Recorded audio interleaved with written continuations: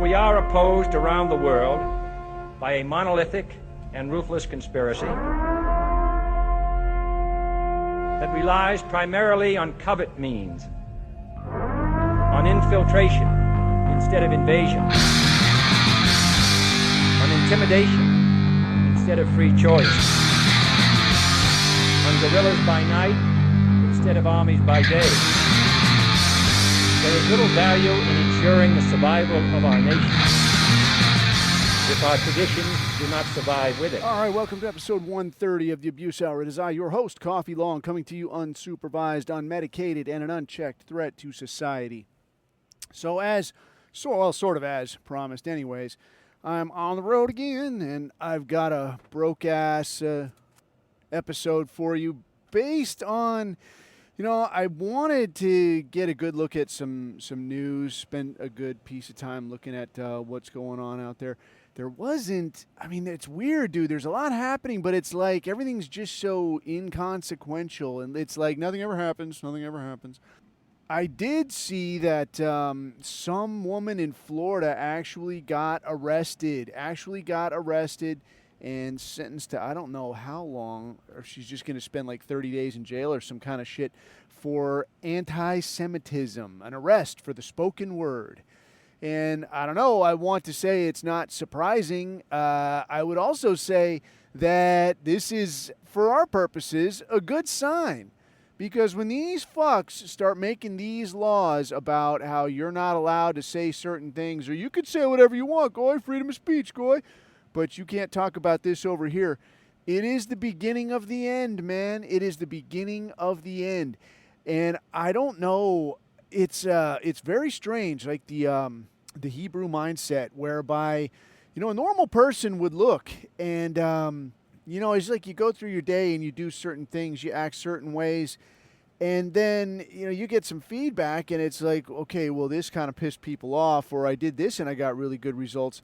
Do more of that. But they don't seem to do that. It's like you do something, it goes to shit, so you double down instead. And I can't decide. Well, I'm kind of at a crossroads between two different ideas with these people. On one hand, I feel like it's almost like an autism thing, and like not the funny haha version of autism, as we understand it, that like, I look at memes and I just fucking laugh to myself or some shit like this. I mean like autism, like in the true definition. Like if you think of it like autism, like autobiography, like this, it's about the self. And it's being locked into your own thing so fucking hard that you cannot recognize another person's point of view. So if you're actually unfamiliar with the actual condition of autism, one of the tests that they do for it, and I saw like a whole documentary on this shit. Like I'm not like an autism doctor or whatever. I'm just an autist. But no shit. They do this test where they put the patient, the client, whatever, the person at issue, like are you an autist? They put them in front of this video and they're watching like a video, right? And now there will be like two kids on the video. If it's a modern video, it's probably going to be one black kid and one white kid. It's going to be one black gorilla boy and one cute blonde girl, and that's how we represent diversity, but I digress. So they're going to have these two kids on this video, and they're going to have like a ball and a couple of cups, and they're both going to be standing there, and one of the kids will take the ball and put it under the cup. It might be labeled cup number 1, cup number 2, the red cup, the blue cup, the cup on the left, the cup on the right, the striped cup, the polka dot cup, whatever. 2 different cups though. And one of the kids will put one of these balls, this ball, under one of the cups, let's say the red cup. And the other kid is standing there watching it.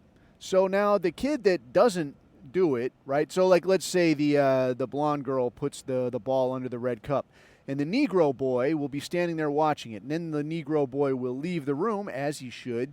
And while he's gone, the girl will take the cup out from under the red cup and put it under the blue cup. So now, when the Negro boy comes back, the video will stop, and the doctor will ask the patient, the person watching the video, the purported autist, which cup will the Negro boy lift to find the ball. So now we both know, me and you, we understand that like he watched her put it under the red cup. when he comes back, you say, hey, Negro, get me that ball. He's going to lift that red cup and expect it to be there because that's the last place he saw it. We're thinking of it from his point of view, right? That's what he saw. That's where he saw her put it. Then he left the room. But while he was gone, she moved it to the other cup. We know that he didn't see that. So when he comes back, we understand that from his point of view, that ball should still be under the red cup. Now, when you ask an autist, they're going to say, well, he's going to look under the blue cup. And there's no talking him out of it. Like, well, no, she put it there, but then you saw she moved it, right? But he wasn't there. No, but it's under the blue cup. He's going to lift the blue cup. Where's he going to look? Under the blue cup. They can't get their head around the fact that looking at it from his point of view, he can't possibly know that it's under the blue cup because autism.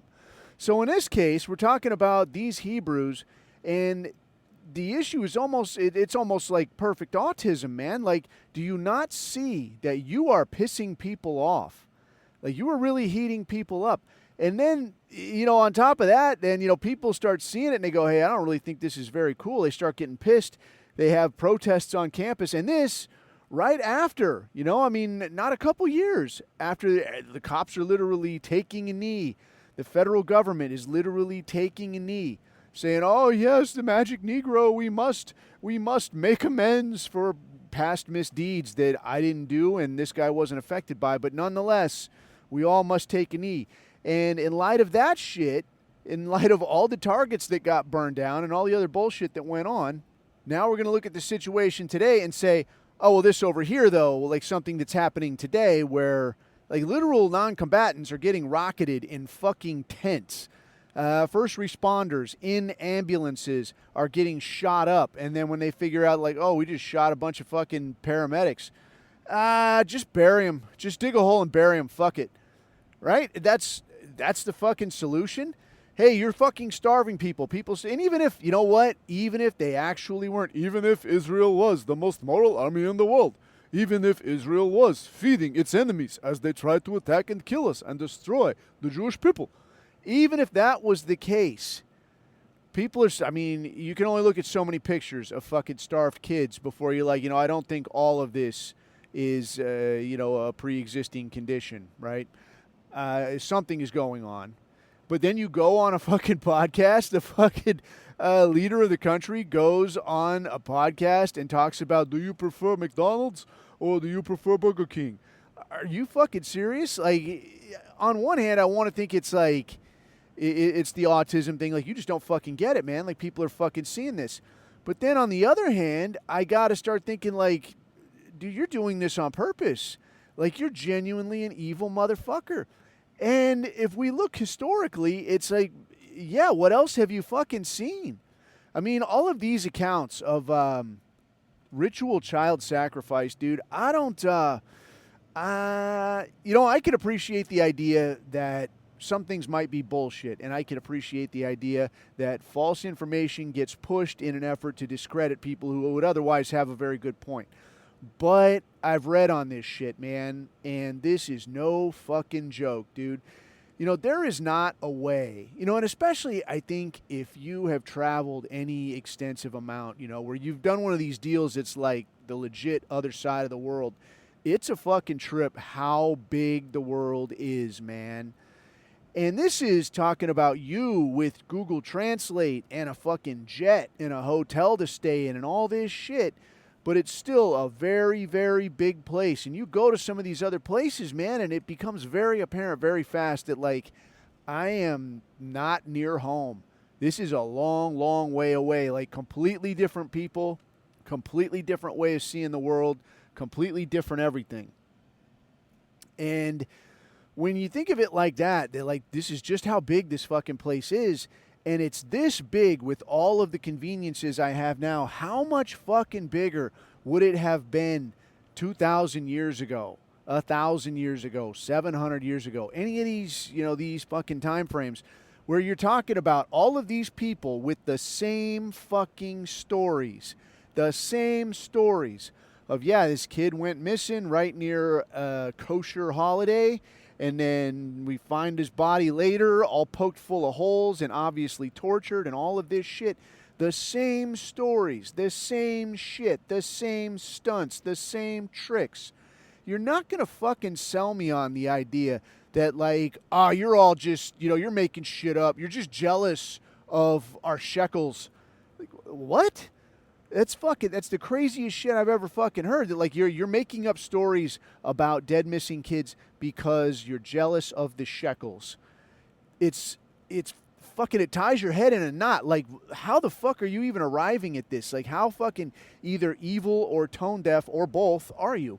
So, looking at the way this shit is going, man, where they've got these politicians, clearly by the nuts, and whether that is like a direct leverage, like I got a picture of you with a 12-year-old, or I'm giving you a steady supply of 12-year-olds and or shekels and or coke or what the fuck ever, whatever fucking way it is, it's pretty clear that these politicians are not making these decisions based on good fucking sense. Where it's like, oh yeah, this is the obvious smart choice. I'm just going to, go with it like so. No, there's something else in play, pretty fucking obviously. But you would think, when the trick starts to become apparent, like $20 keeps on turning up missing from your mom's purse. Like, at some point you'd want to think like, I should probably stop that shit. She's going to figure out that she didn't spend it somewhere and that it's actually me lifting this shit for weed. These people don't think that way. It's like, nah, fuck it, man. Double down. Next time you go to your mom's purse, take $40. Take $60. Take the whole fucking purse. Pawn the fucking purse. See what you can get for it. And it's like, where's the fucking thinking here? I can't begin to guess what the logic is where this kind of shit is concerned. I want to, maybe as I'm thinking about it, maybe it's a component of, like, it's a function of knowing that you're on the fucking clock. Like, one way or another, your ass is going to get kicked out, dude. I mean, they are on the clock, because I can't look at this shit. Like, if I compare now to like 10 years ago, it is fucking crazy how much people are noticing, how much the noticing has intensified. I mean, like 10 something years ago, if you had said, like, these tiny hats, man, they got a stranglehold on the government, people would just point and laugh. They would just turn their back and, like, I'm not listening to this crazy shit, dude. Like, you're a fucking conspiracy theorist. You're fucking Alex Jones. Oh, my God, you're fucking nuts. Now, not so much, man. If you say, like, I think these people have a stranglehold on whatever, my local congressman, people would stop and say, like, well, how do you mean? What about that guy? Is it the money? Is it that he's gay? Like, so many of them clearly are. That's fucking mind-blowing to me, man, that you see what's supposed to be, nominally the conservative party, like conservative, like traditional, like family values, like don't squander your resources, like play it safe, this kind of shit. The party that's supposed to represent that is like the more honestly, like the more disgusting of the degenerates. Because at least, you look at these Democrats, they're talking about, like, I want to take your money and I'm going to give it to Darky over here. I'm going to have this tranny in school with your kid. You can be like, no, I'm not cool with this shit at all. You see exactly what you're getting handed. And, like, you could say, no, I don't fucking dig it. I don't like it. I'm not standing for it. They'll fight you on it, but at least you kind of know where you stand. And I'm not saying that makes it cool or anything like that. I'm just saying at least you look at this and you kind of know where you stand. These nominal conservatives, these Republicans, man, I mean, a cat like Lindsey Graham, man, I mean, this guy is as gay as the day is long. And I can appreciate that, not everybody's got to be a manly man, but it's like if you look at these people that they're floating out there as like, hey, here's our nominee for, whatever fucking district, or our nominee for governor, or our nominee for chairman of whatever the fuck committee. You look at these people and it's questionable. In a country of whatever it is, like 350 some odd people, 350 million some odd people, this is the best picture of leadership you could find for this gig? Like, you couldn't find anybody else. You couldn't find anybody else with something resembling a spine, something resembling a family, somebody that looks like he's willing to stand up and say, no, fuck you, I'm doing the right thing on this. You couldn't find anybody like that? Instead, you find this dude that looks like the best he's going to do is, like, bitch you out of a parking spot at work. They're like, no, it's mine. I'm employee of the month, so fuck you, move. Like, that's the best you could fucking do? I mean, some of these cats, you know, I mean, I know that, you know, not everybody's going to be a manly man, but I mean, I look at these dudes, and these people are, by any metric, a faggot. And I'm like, you're not even trying at this point. You're wheeling out blatant homosexuals, and I won't even say homosexuals. I'll say you're waving out genuine, like, basement dwelling, like, not in the funny ha-ha way, like, shut-in, shady-looking, degenerate types. Like, these are the cats that are going to volunteer, like, to lead some Boy Scout troop, and then we're all going to go out here and do a big group bath kind of thing. Yay. We're just like the Indians or whatever. Come on, boys. Let's be like we're going to run with the buffalo. Yay. What the fuck? So, I mean, just top to bottom, it's like they've got this thing wired up, but they haven't got the sense to keep it on the lowdown. And I guess that's what's funny, is because the angrier people get, the more they double down on it. But I think, you know, like I said, I think they know that the time is coming short where people are going to be, like, I never thought I would see something like it in my lifetime, where I remember seeing, you know, 2014, 2015, where it was like, migrants, welcome, yay, and everything's gay, and everything's super, and love is love, everybody. And now it's like, shut your fucking mouth, pack your shit, get the fuck out. And where people are talking about, like, citizen, not a citizen, I don't give a shit. Get your stuff and get the fuck out of here. That's where we're at right now. Like, where are we going to be in 5 years? And I think that's, you know, it's got to go that way. I mean, that's the general sentiment. But at the same time, the forces that be that really want you, you know, they want your kids brown. They want people murdered. They want people raped and so on. They're pushing back just as hard. I mean, this thing in Scotland, man, I saw a little bit about this, and I think at this point everybody's seen the thing where there's a 14-year-old girl that comes out to defend her sister and or her friends with, like, a knife and a hatchet. And it, on one hand, yeah, it's fucking motivating, but two, it's like, this is what it has fucking gotten to. And looking at the rest of the story with this thing, the situation appears to be that these three girls were out cruising through town, and a grip of Syrian immigrants, one way or another, started shit with them, or started, you know, I don't know, started coming on to them the way that they do. Hello, darling, you're so pretty, I want to touch your hair, whatever the fuck they do, right? So started in with these girls. I guess one of them told them to fuck off, and a gaggle of them, including one woman, knocked this girl down, started putting the boots to her. They all got up, took off, or maybe this girl was, you know, lived nearby and took off back to the pad, but then came back with a machete and with a blade and a fucking hatchet. And was like, come on, you fucks, and it's fucking motivating, dude. The way this played out then is that this migrant then pulls out his phone and starts videoing, yeah, yes, show the blade, show the knife, yes, that's good, show the knife, and then calls the cops, and so then the girl gets arrested for threatening with a weapon, all right? So now here's the crazy part of this shit. There's a lot of parts about this shit that's really crazy. The first one that strikes me is the fact that you go and you put your hands on a fucking kid, and then you have the stones to pull out a phone and be like, yeah, fuck you, I'm going to call the cops, you're going to be in trouble. Like, obviously, no question in this fucker's mind. And it's the same thing with the Shiloh Hendricks thing. Like, there's some dude, a convicted sex offender, hanging out at a children's park, watching kids, and when some little nog goes and tries to steal something out of this woman's bag, she drops the N-bomb on him, and then this guy pulls a phone out. Like, no question in his mind, like, oh no, I'm not going to be in trouble, I'm fine. I'm brown, I'm good to go. I don't have to worry. Yeah, I was just at the park watching kids, and I'm going to get this white woman in trouble for something she said. She didn't actually do anything, but just for something she said. Like, can you imagine the fucking latitude you have to feel? You imagine how reassured you have to be like, yeah, dude, I don't got to worry about shit, man. I mean, yeah, I was over here. I'm a convicted sex offender at a fucking playground, but I don't have to worry about that. And I do feel real confident that I video this woman, she's going to get in trouble. I don't have to worry about shit. Can you imagine how fucking reverse grip fucking nuts that is? Like, how much reassurance must these assholes have had? This fucking Syrian, you've put your fucking hands on somebody's daughter. And you are not worried, man. Yeah, go ahead. Hold up the fucking knife. Let me get a picture of that. You're not fucking worried about anything. So apparently they come and roll this girl up. They take her to jail. I don't know if she's going to be, like, formally charged or exactly what. I guess they did go and arrest one or more of these Syrians, but it's like, bro, a day late and a dollar short.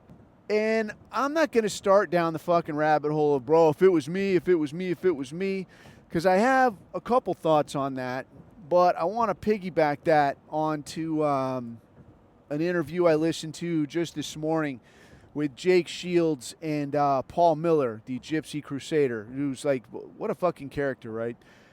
But, I mean, before I hit on that, dude, Jake Shields, I want to say that I am not completely sure what to make of this guy. So I've said the same thing about, like, Nick Fuentes. Like, I'm not entirely sure what to make of the dude. It's a little bit odd.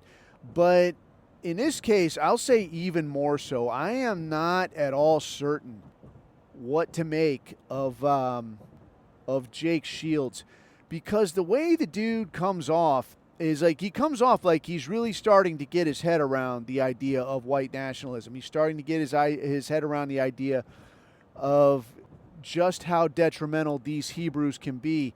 But at the same time, it is apparent that the dude is really not the sharpest knife in the drawer. And again, man, like, not everybody has to be a fucking rocket scientist. You know, the guy gets punched in the head for a living. It is what it is. You know, not everybody's got to be a fucking genius. But again, it's like it feels like in some ways there's something kind of awry. And I had heard some gags about the idea that this dude had, you know, and I don't want to say like super compromising pictures, but I saw a couple of the pictures, and he's looking a little fruity, and he's acting a little gay, dude. And I don't know, man. I don't know if that's, you know, I don't know if that's a no shit genuine thing, or if that's like, you know, somebody caught this one special picture at exactly this fucking second, and look, he looks like a faggot, and like, okay, yeah, but not really. I don't know, dude. And it's, I guess what's disturbing to me is when these dudes won't come out and just say something about it. Like, the dudes don't come out and just say, like, yeah, dude, that was me. I was fucking around. We were having a laugh, dude, and I was acting like a fag, making fun of somebody else or something, man. This is not what this is. Get out of here with this. Take this down the road. Let me reassure you, just in case anybody thought, because it is a fruity-looking picture, let me just reassure you. I'd like to hear that.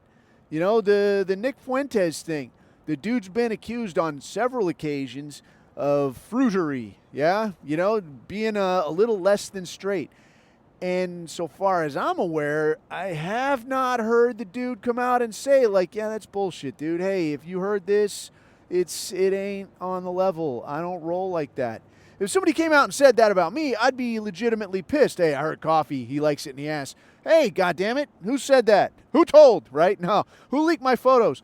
No, man, I would be pissed about that. I would be pretty fucking heated, and I would want answers. I'd be like, hey, man, well, who the fuck's saying this shit?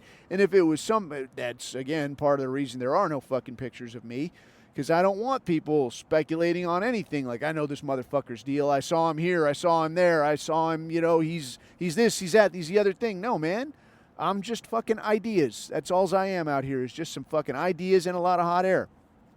But I would want fucking answers if somebody said that about me, or at least it would be enough to be like, that's completely fucking silly. I'm not even gonna, you know, why would I address that?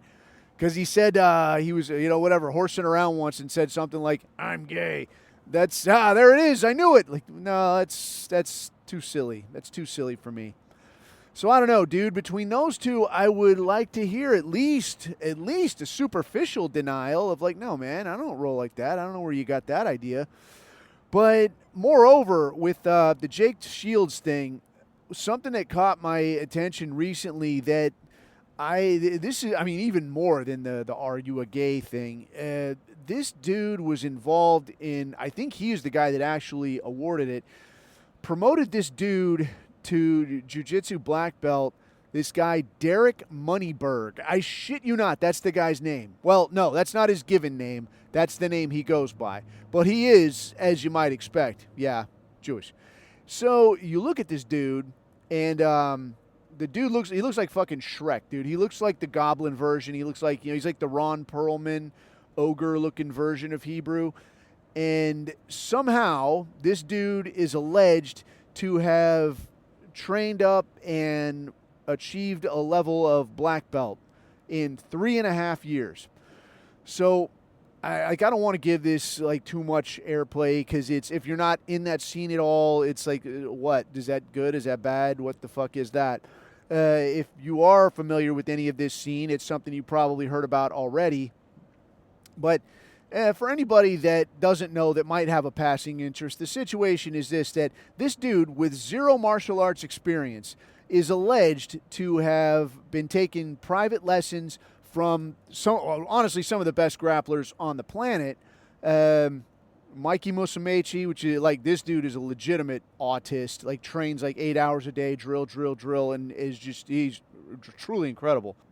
Gordon Ryan, again, a little bit of an odd dude, steroid monster, but again, extremely technically sound, like extremely good dude. Probably right now, pound for pound, probably the best guy on the planet. And then this guy, Jake Shields, and a couple other guys, other world-class guys. But, I mean, these were the central figures in this thing. And Jake Shields then awards this guy his black belt. So in 3.5 years. And when people are saying, like, I don't know about this, because usually a rule of thumb is about 10 years, all right? Like, start to finish, it's going to take you about 10 years, give or take. Some dudes really fast. So if you ever heard of BJ Penn, this dude, I think he did it in like 4.5 years. And that dude's called a prodigy. And he was a pro fighter for a long time and really fucking good. And this dude, as people talk about him, was like, yeah, he was in there all the fucking time, competing all the fucking time. Extremely talented, extremely diligent, went on to an MMA career. I think he was a champ at some point for a little while. But again, extremely good fucking grappler. There's been some other dudes. There was another dude, I can't remember the guy's name. He was a judo world champion, and it took him, I think it was 4 years. There was another dude that is, and I can't remember this guy's name either, but he's a UFC guy, and I think it took him 4.5 years. And again, he was a dude from Iceland, and I wish I could remember his name, but he's, again, really good, really fucking solid. But like, you watch these people roll, and you're like, holy shit, dude. Like, after they've been at it a while, and they're fucking pros, and you're like, holy shit, these guys are fucking good. And, like, yeah, I can appreciate that not every black belt is going to be at that world-class level, but a way I've heard it described, and I don't mean to go too far down a rabbit hole, is like, a belt isn't an indicator of where, how you're able to roll right now, because a guy turns fucking 50, 60, 70, he ain't out there mixing it up with no fucking 20-something-year-old world champion. It doesn't fucking work like that. And the same way, like, say, a blue belt or purple belt world champion is going to smoke a lot of, like just gym-going, hobbyist-level black belts. That's just the nature of the thing. But what, and as I've heard it described, is that a belt indicates both a level of knowledge and a level of skill. So there's like a balance there. So if you're a young dude, you're, say what, 18, 19, 20, and you've been wrestling your whole life, you're going to walk in here and you're going to fucking smash a lot of dudes. You're going to smash a lot of guys that have been at this 2, 3, 4, 5 years. You're brand new to jiu-jitsu, but you're going to smash a lot of guys that have been doing it for a while. And why? Because you have a level of skill. You have an elevated level of skill that applies to this situation. Same way, though, you have a very, very low level of knowledge. So your understanding of the position, like, what are my options from here? Like, you might be so young and strong, you're just like, bang, you just like bounce guys right off of you. You might be a big, strong fuck. And like, bang, you're just bridging and knocking guys off you. Like, okay, well, that's terrific, man. But you don't completely understand this situation. If your arm is here versus here, your elbow is like so instead of like so. You don't understand any of this shit. Whereas a guy that's like 50, 60 that's been doing this for 30 fucking years, like, he ain't bouncing anybody off of him, man, because he's old and he's smashed, but this motherfucker knows a lot. So when you're down there getting crushed, this guy can lean into you and be like, hey, bro, just move your elbow like this. And now this one here, and now look that way and bounce, and off he'll go. You go, oh, fuck, holy shit, thanks, dude, because the guy knows a fucking lot.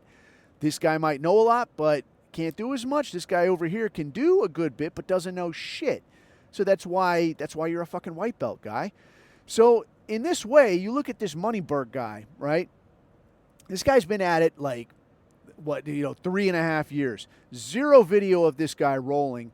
And, if somebody says, like, well, could you not learn a lot if you were really fucking smart and really dedicated? Could you not learn a lot in 3.5 years?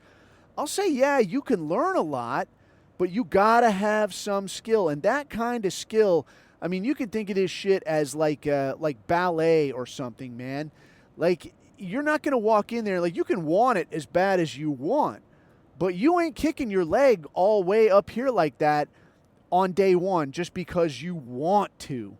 You can get somebody to pull and yank and stretch and get your fucking legs to bend like this. Or maybe, maybe gymnastics is a better comparison. So you can get your friends maybe to like smash, push you down like you're doing a fucking splits today.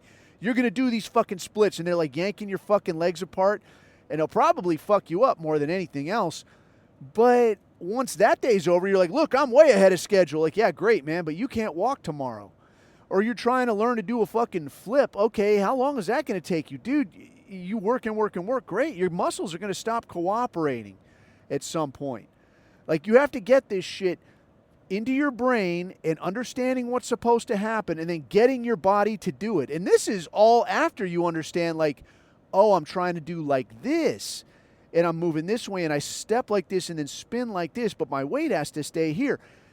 This is the shit that you have to just first get in your brain and then get your body to fucking do it after you understand it. That shit takes a long time. Now, on top of that, you've got somebody trying to make sure you can't do it, right? So again, like, how long would it take you to get good at gymnastics? A long fucking while, right? Because you got to give time to, like, get your shit all stretched out. You got to learn, this is what I'm looking for when I run and I flip. And, like, I don't know shit about gymnastics. I don't fucking know.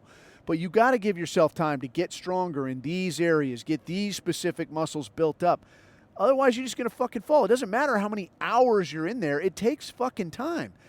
Now, if you figure all that on top of the idea of somebody trying to fuck you up while you're doing it, like, imagine you're trying to do a flip, or you're just going to run over here and you're going to do some kind of gymnastics thing, whether it's like some kind of cartwheel or some kind of backflip or maybe a flip with a spin in the middle of it. You're going to try to do this shit, but you're going to have to figure out what that thing is as somebody else is running at you and trying to fuck you up while you do it. That's going to take a long, long time to get good at. And that's just one piece of this thing. You got to think of this thing from on the top, on the bottom. Like, if I'm in top half guard and I'm leaned a little bit this way, what if it's with the other leg and I'm on the other side? Then what? You got to figure through all this shit, and it takes your body and your mind a long, long time to get this shit worked out. So at 3.5 years, it's like, no, not fucking likely. Like, maybe if the dude grew up, I don't know, doing fucking judo and wrestling and some kind of like Aikido where there's some intro to joint locks or something, and you've spent all this time doing Sambo, right? You grew up doing that shit, right? You're like John fucking Wick out here, but you've never actually gone to a bunny ears jiu-jitsu class. All right, in this instance, a guy's going to walk in here and like, oh, you call it this? Okay, well, we do it like this. I'll do it the way you like it, though. Because by that point, I mean, if you'd been doing all of this shit, judo, wrestling, Sambo, if you've been doing this shit like 10 years, you've been moving between all these things, you're going to walk into a jiu-jitsu room and like, yeah, okay, some ideas are new to me, and it's going to take a little while. I'd say even then, like this specific game, you're not going to have this down pat right away. It's going to take you some time. So like this guy, this Derek Moneyberg talking about this guy, I've seen like a couple interviews with him now where they're like, yeah, people are saying, dude, like it's not possible. You can't do this in 3.5 years. And this guy's response is, oh, you say I can't do it. You can't do it, dummy. I can do it. I have the best guys in the world. Like, yeah, great. Those guys are the best guys in the world. Those guys understand your weight's like so, when your leg's like so. They understand all that shit, and they can tell you about it. But even the best teacher in the world can only tell you so much. At some point, you have to be the one that's like, oh, yeah, when I feel the guy move like this, then I sit like this, and then I move. Like, that takes fucking time, dude. It takes a long, long time. So where this guy could just, like, yeah, dude, here's videos of me rolling. Here's me going to a competition. You know, I did all right. It was one of my first competitions. I won on points a few times, or I got smashed by this other black belt. Like, why? Why did you have to rush to fucking black belt, dude? Like, enjoy the fucking time, dude. Enjoy the training. But no, dude, he needed to be a fucking, I'm a black belt. Like, but you're not. You're not, like, one fucking video of the guy rolling. There's like one video of him training with Mikey Musumeci. And this Mikey Musumeci dude, I want to say he's like a 155 pounder, something like this. And the dude is incredible. But this Moneyberg dude, this guy's got to be, he's like 200 plus and fat, like a dumpy fuck, dude. And he's working this, like, I think he was working like some kind of a crucifix position or something. And he reaches up here and tries to work an ankle lock, and it's like, and he's got the I don't know what the fuck I'm doing hands. Like, I'm gripping, I'm grabbing, I'm not quite fucking sure. It's hard to look at. And where the guy could just post some fucking training videos, post anything, and like just show everybody, dude. Just show everybody. Like, yeah, here's me just rolling with some fucking Joes. Watch this thing that I fucking pull here. With anybody that's halfway competent. And it would shut everybody up. But instead, it's this bullshit of like, no, you can't, dummy. Of course, I'm fucking a genius, bro. And like, all right, dude. So back to Jake Shields then. Jake Shields' deal is like, you know, all of his talk about, yeah, bro, yeah, I'm figuring out, like, bro, like the Jews, bro. Like, it's these Jews, bro. And yeah, okay, great. But then you go and you do this. Like, why did this happen? This doesn't make any fucking sense to me. Like, you're the guy that's right there, like, figuring out the JQ, and I'm calling these fuckers out, and I'm this, and I'm that. And then you go and you award this online shill, this guy, a black belt, after 3 years and change of training. That's fucking nuts, dude.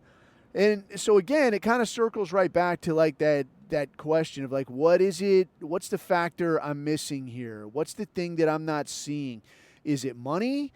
Is it leverage? Because I can't see another reasonable way where it's like, yeah, the guy was shit hot, and 3.5 years later, this is where we're at on this. So the reason I bring him up, man, is because I listened to an interview with Jake Shields and Paul Miller, Gypsy Crusader. And again, like, Gypsy Crusader, man, I listened to this whole interview, and like, yeah, the dude's, he's a bit wacky, you know, and I don't think, you know, the guy don't need to be running for president. But when I listened to his kind of his entire story, I did kind of feel bad for the guy insofar as, like, I guess he was I guess he had fought pro as a kickboxer for a while. Then he hurt himself. And I don't know what he was doing for work after that, or if he was training guys or working at a gym or exactly what.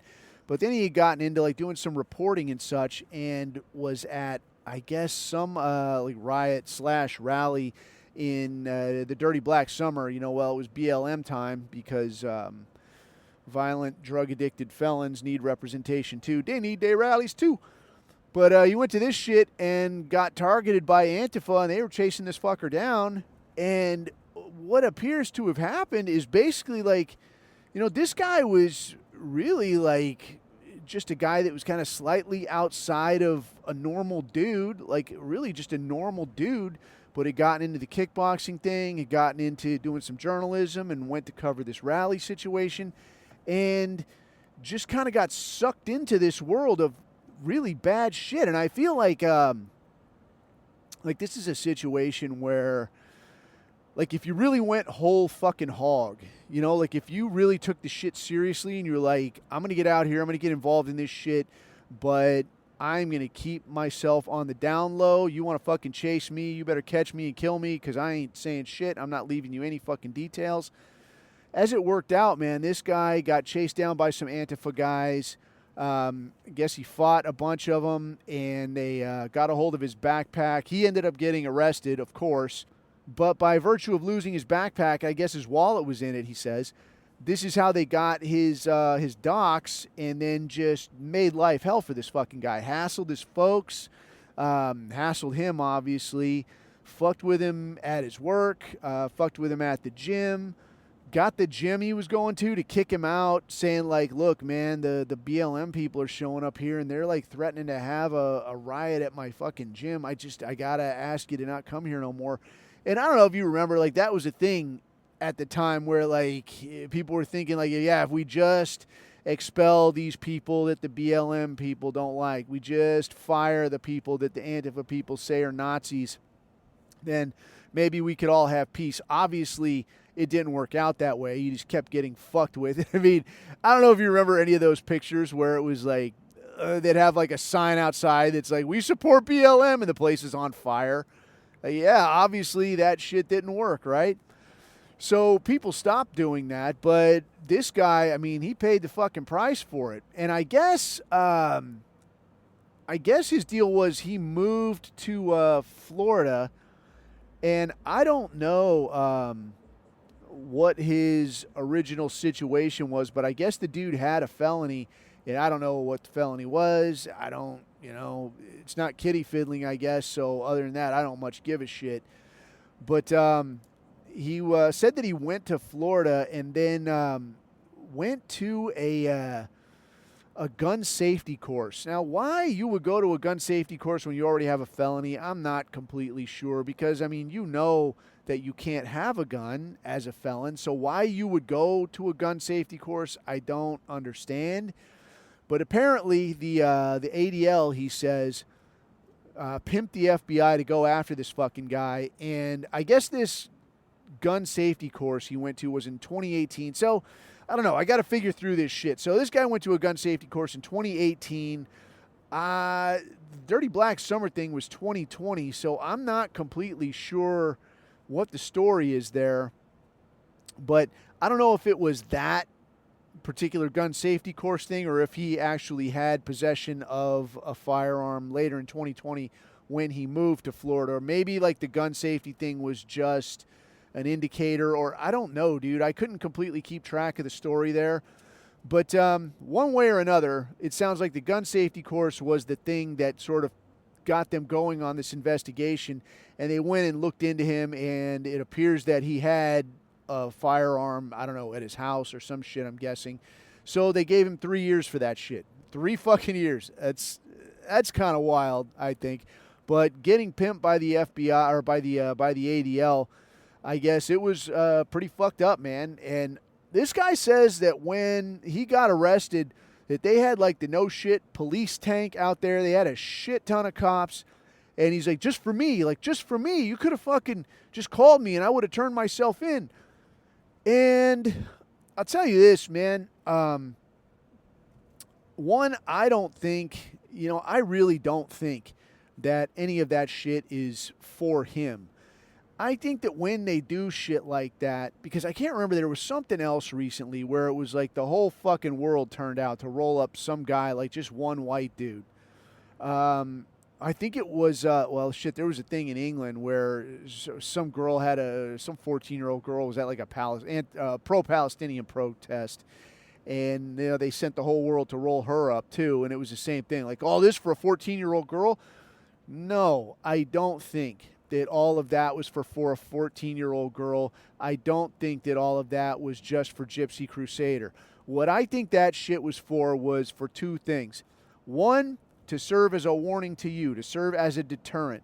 That like, look, motherfucker, if we decide to roll you up, we will come fucking heavy. If you fuck around, all these people did, like all this girl did was go to a protest. All this guy did was, whatever, really pop off online. Like, why is this guy so fucking important? Like, how many niggers are running around out there with illegal pistols? I mean, you could fucking drive through Chicago and you could lock up, 1,000 years worth of guys starting tomorrow. You could probably drive through most high schools in Chicago and probably find, a dozen or more any given day at a high school in Chicago. But we're not worrying about that. We're worrying about this guy. Why? Because he's anti-Semitic. So I think the reason that they go so fucking heavy on these kinds of things is as a deterrent to you. That like, look, if we get you in our fucking crosshairs, if the eye of Sauron turns to you, we will fucking come down on you with the whole weight everything we have. We will send everybody, and you will not fucking get away. The other part of that, I think that's the first part. The other part of that is the idea that if you remember Solzhenitsyn, Alexander Solzhenitsyn did a bunch of years in the Gulag for speaking out against the state, right? If you remember what that guy was talking about, and again, I'm not promoting any of this shit. I'm just the weatherman. I'm just saying what I think is going on out there. If you remember what that guy was talking about, he had this one quote, and you could look this shit up. I mean, you could just type in, "Oh, how we burned in the camps later," because this is how it starts. "Oh, how we burned in the camps later." And he was talking about how they would come out with the lists on these raids, and they would be rolling people up, and people would just sit in their apartments and just tremble. And when they got the knock at the door, if it was your name, then people would just go with and think like, "No, man, it's a mistake. I'll get this sorted out. I'm going to get this worked out." But it never got worked out. And the whole way through, you're thinking that something is going to change. Somebody is going to know that I'm not supposed to be here. That's the fucking point. None of you are supposed to be there. It doesn't matter if you did anything, you didn't do anything. What they're doing, man, is like, I am scaring everybody fucking straight. Everybody is in fucking line, including you. Whether you did something big, you did something small, whether you did nothing, it doesn't fucking matter. You're just kind of a prop on the stage. So what Solzhenitsyn was talking about was how we burned in the camps later, thinking, why did we go so easily? Why did we just comply? What if we had just grabbed up anything we could find? A fucking fireplace poker, a table leg, a fucking axe, anything. And we waited downstairs. And when these fuckers come through the door and they start running up to people's apartments and want to drag people out, if we just attacked them. And every time they left with their fucking lists, if these fuckers had to start thinking about, I don't know, I might not make it home tonight. These people are out here looking to fuck people up. What if you went like that? How fast would they have trouble getting people to take that job? They would be like, "Hey, we need you to go, and we're going to round people up." And I'm not fucking doing that. Those fuckers are killing people when you go to the door. I'm not doing that shit. That's how that would go. But when you do this shit like they did with Gypsy Crusader, like they did with this 14-year-old girl, and you roll out there with the whole fucking world of like, you see that? You see what we'll do just for this guy? Now you're putting people on notice. Like, if you're going to make that decision, if you're going to wait downstairs with a fireplace poker, if you're going to wait in the lobby with a fucking table leg, if you want to fuck around, all right, you better be willing to go the whole fucking distance, my friend. Because we're fucking bringing everybody. We're bringing a fucking tank. We're bringing guys in fucking riot gear. A bunch of motherfuckers in riot gear. For what? There's one guy with a pistol? Tops? Like, what if the guy, he's in there and he's one guy with a fucking thing of tannerite, and a fucking Roomba? What then? Do you still need that many fucking guys? You don't.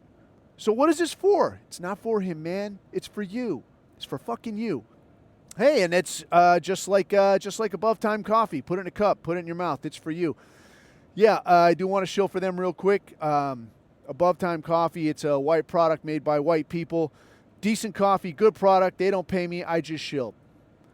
Back to live action, though. Looking at the kind of state of things and looking, also back to that situation in Scotland where it's down to this little girl and people are asking, like, what the fuck is it going to take, man? When are people going to step the fuck up? It looks like there are a lot of people stepping up, starting to step up. They're out there in the streets. They're waving them fucking flags. They're talking about get these fucking immigrants out of here. That's well and good. But you're talking again about, like, when is it going to be, like a symmetrical response? Like, these people are raping people, attacking people with machetes, all right, burning places down. When is it going to start, looking reasonable? Like, what's a reasonable response here? Because where are we at on this? Like, I listened to this Jake Shields interview here again with Paul Miller, and like Paul Miller, like, the guy doesn't pull any punches. I can respect that. He drops the hard R. He doesn't fuck around. He's talking, because Jake Shields, dude, he's still out here talking about, well, I still have some friends that are Jews. I still have some Jewish friends, and I still have like a lot of black friends. Like, I don't care, when I go to the gym, like if everybody's like respectful, like the martial arts thing, bro, like if everybody's respectful, then like I'll respect them, that's like how I get down, bro. And Paul Miller is like, to his credit, is like, no, all of them, every single one of them. You think they're your friends if you're ever in a tight spot and you're thinking of a black guy, but if, it's a bunch of black guys beating your ass, he's not going to come help you. He'll probably give them a ride out of there. He'll give them a place to stay. He might even jump in and help. If it's a Jewish dude, if you're getting ripped off, you think it's a Jewish dude who's going to come to your aid and say, no, he's not, anti-Semitic. Don't send him to jail. No, he's not. He'll completely ignore you. He'll backdoor you. Every fucking one of them, guy. And it's real hard to argue with that. But when you look at this situation, like this Scotland thing, the Shiloh Hendricks thing, and you start asking, what the fuck is it going to take? It reminds me of that saying about your new life is going to cost you the old one. And I think when you look at any of these times when people have risen up, when people have been like, you know what, fuck it, that's enough.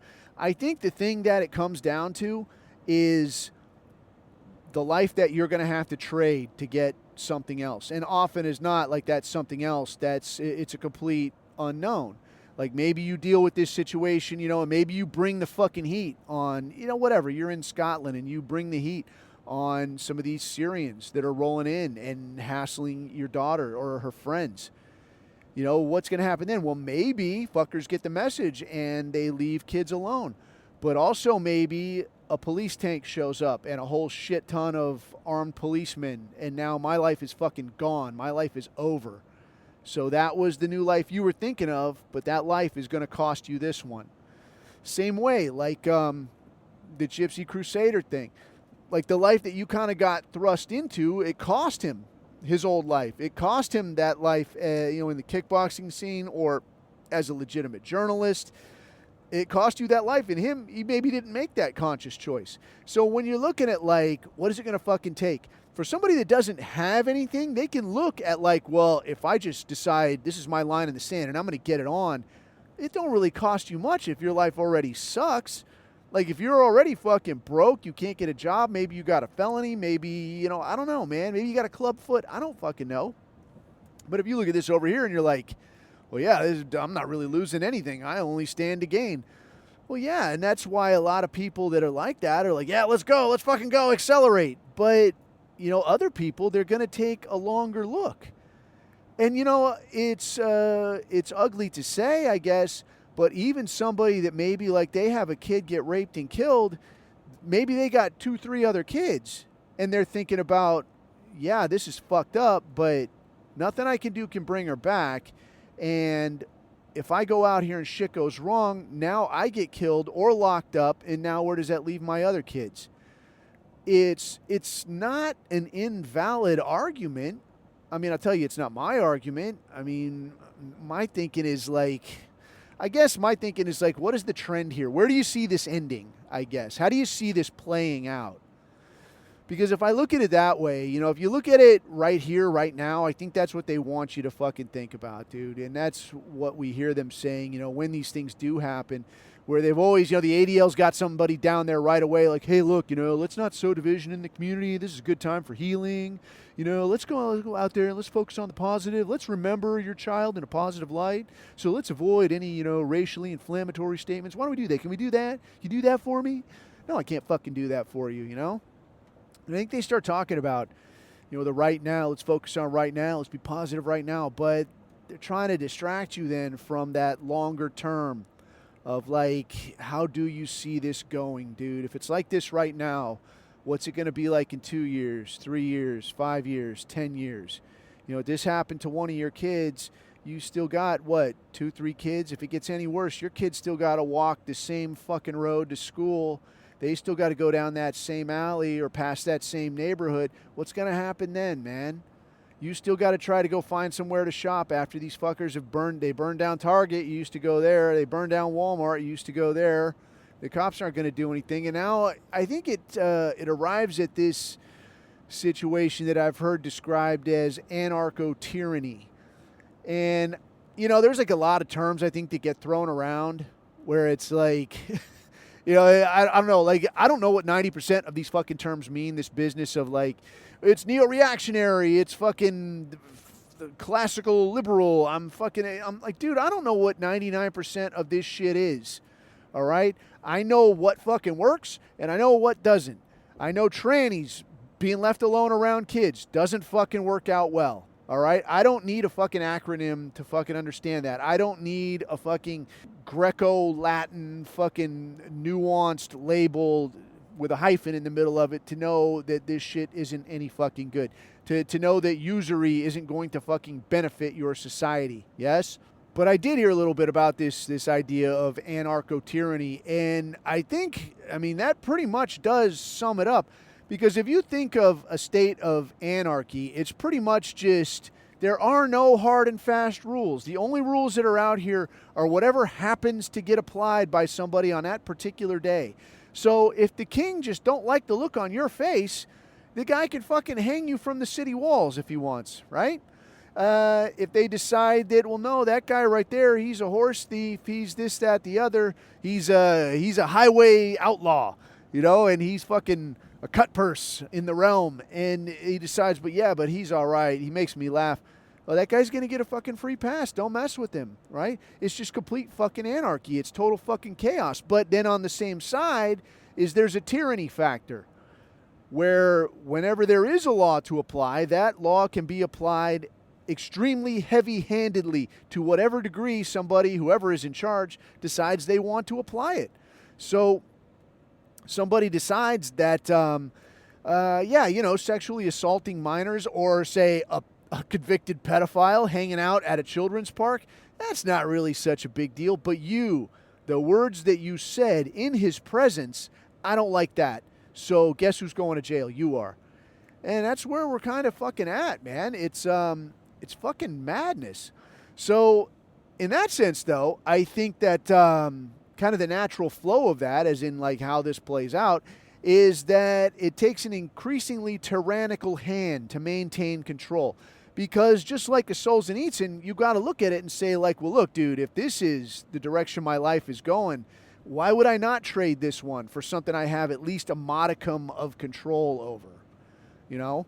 But in kind of getting your head around, you know, where that could go or how bad it could go or any of that, I think there was a little bit of talk in the chat, and kind of my position on this is that, just like, again, going back to the Soviet prison camp thing, I've read a few different, you know, thoughts on these things where, like, people talk about like life in actual prison camps, not just, you know, camps where work makes you free and then you go float in the pool or play in the orchestra and then you get out and you write a book and make 5 fucking movies about how hard it was for you, you know, and this fucking bullshit, and then you live to fucking 105 years old. Not like that. I mean, like, actual fucked up prison camps, like the Soviet version, where, like, I'm going to just fuck you up today because I feel like it, because fuck you, you know? Dude, that guy, I do want to revisit that real quick, because it is something, and I think it draws a good comparison. The idea here being that, you know, these Soviet camps, like, it was basically like, piss me off, like, you're an enemy of the state. And in some senses, I can understand, because I guess in a lot of instances, they basically killed off the smart people. They killed off the more capable people. And the people that are left, you know, it is what it is. They're just not that fucking bright. So they put them in charge. And now you're telling these people that, like, these people that you've got in this camp, these people are enemies of the state. We're trying to build something here. It's an uphill fight. These people are trying to fuck it up. We are counting on you to keep these motherfuckers in line until we can figure out what to do with them. On one hand, I can kind of see that, like, all right, a guy can get suckered in. Young people, easy to sucker in that way. You know, I mean, how many people fucking enlist off of exactly that kind of thing? We need you to defend democracy. I'm here for you. Let's go. Send me to war. I'll fucking die for Israel, right? So, yeah, young people can get suckered in that way. But in the same way, I have no doubt there was a way of identifying, like, yeah, this motherfucker right here, like, this guy does not have a problem just fucking somebody up and leaving those people in charge of these camps. So some of the stories that Alexander Solzhenitsyn was talking about, like, again, I've mentioned this before, but, like, it doesn't sound that horrible. Like, it doesn't sound that terrible. Honestly, until you're in some of these positions, like some of the training blocks that I had, it was like, it becomes dodgy, dude. Like, it really becomes kind of like a terror. Like, it becomes terrible. And then when you stand back and think of it, you're like, it's not that big of a fucking deal, man. Lighten the fuck up. But when you're in it, man, it's like, it can be pretty horrible, man. So what this guy was talking about was situations where, like, one that stuck in my mind was that they've got like a little window on the cell, and they would have, I don't know, I think he said it was like 10 people to a cell. I don't know how big a cell was, but they've got like 10 people to a cell. And they'd know that, like, somebody in there, they'd always have it worked out where they figure out who's somebody that's willing to rat on the other people in this group. And they'd have one person like that in every cell. So they've got everybody in there. There's somebody in here who's a rat. You don't know who it is. But whenever you've got any kind of anything, any kind of contraband, like something extra to eat, anything, you know, there's somebody in there that's diming people out, and they're just going to decide on their own when they're going to come in and crush your nuts over it. But one of the things that stuck in my mind, though, was that they've got like a little door, like a little window on the door of the cell, so that a guard can come by and like look in there and see what you're up to in there.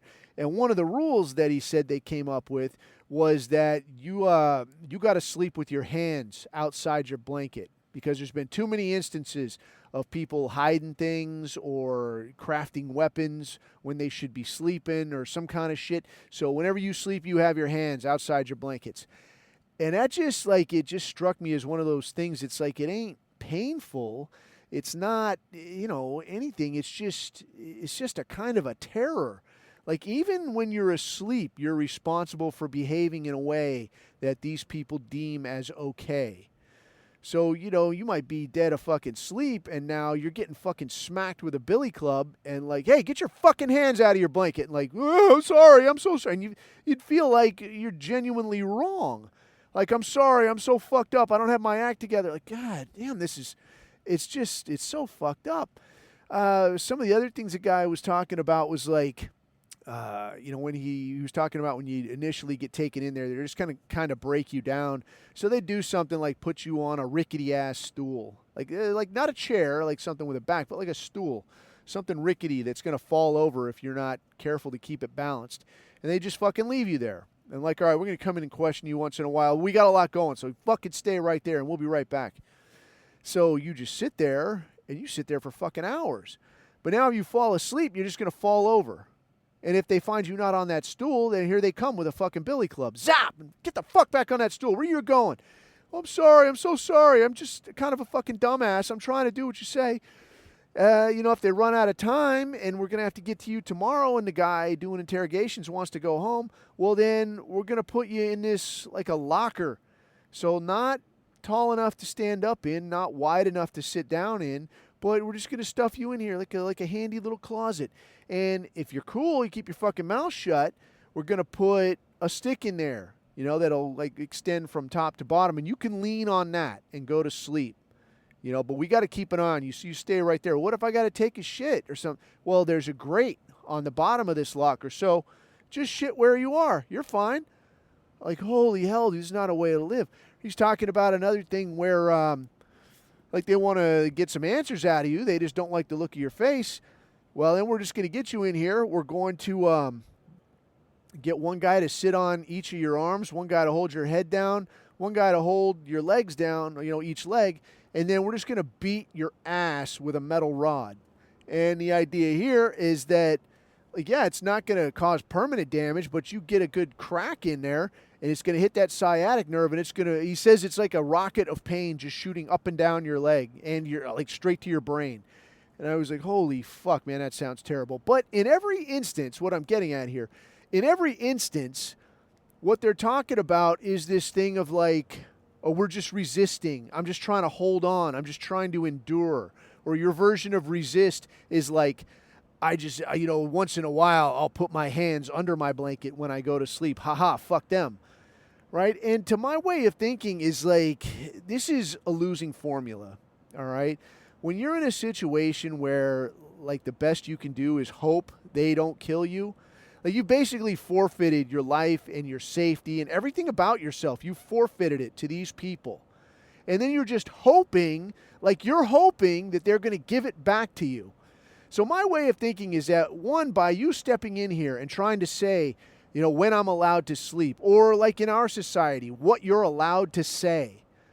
These are the words you're allowed to say. If not, you might get locked up. You might get attacked by a gang of niggers, and that's going to be your problem too. I don't care. In that instance, what has happened for my money is that they have taken custody of your safety. They have taken custody of your ability to speak, and they're going to dole it back out to you based on how much you comply with their arbitrary rules. So when I think of it that way, it's like, oh, you're going to you come and you take something from me and I'm supposed to just be all right with it? Well, no. Because, in a lot of instances, you think of rules or laws or whatever. Okay, like, there are some things that you're willing to give up, in order to gain something better, like the life that you're trading in exchange for this new one. So maybe, the life you're giving up is a life where you could get up, walk outside in just a set of shorts and whatever, piss in the front yard if you want, yell and scream at the top of your lungs at 3 a.m. if you're mad about something. But these are the things that you give up, right? These are the things you've given over custody of. I'm going to give over custody of my ability to just walk around butt naked in my yard. I'm going to hand that over. But in exchange, what I'm going to get is a situation where other people are not doing that, and I have to look at them. I'm going to get a situation where people aren't yelling and screaming or playing mariachi music at 3 a.m. That's what I get. So to me, that's a real solid trade. I don't get to go outside and yell and scream at 3 a.m, but neither does anybody else. I don't get to go outside in the morning and take a shit in a bush if I want. I don't get to do that, but neither does anybody else. So I don't got to deal with that. This is a solid trade.